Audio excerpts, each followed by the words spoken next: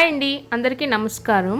తలుపులమ్మ లోవ గురించి చెప్పాను కదా, దాన్ని కంటిన్యూ ఈ వీడియో.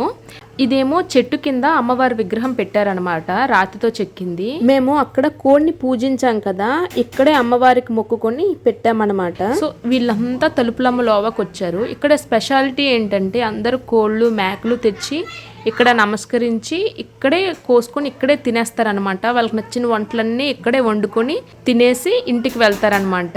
ఇక్కడ కొండ కింద అంటే లోవ చుట్టుపక్కల పాకలు ఉంటాయి, అక్కడే మనం వండుకోవడానికి తినడానికి అన్ని ప్రొవైడ్ చేస్తారనమాట. వాళ్ళకి మనం మనీ పే చేయాలి. మనకు వంట రాకపోతే వండడానికి ఇక్కడ మనుషులు కూడా ఉంటారు. ఈ గిన్నెలన్నీ మేము వాళ్ళ దగ్గర తీసుకున్నాము. ఈ గిన్నెలకి, పొయ్యికి, కట్టెలకి, వాటర్కి, మొత్తం ఈ చాపకి ఇవన్నిటికి కలిపి ఒక 1000 రూపీస్ అయితే తీసుకున్నారు. అందరూ ఫ్యామిలీతో కలిసి వెళ్ళి అక్కడ లోవ తల్లిని దర్శనం చేసుకుని అక్కడే వండుకుని అక్కడే తినేసి ఇంటికి వస్తే ఒక మెమొరబుల్ గా ఉంటుంది.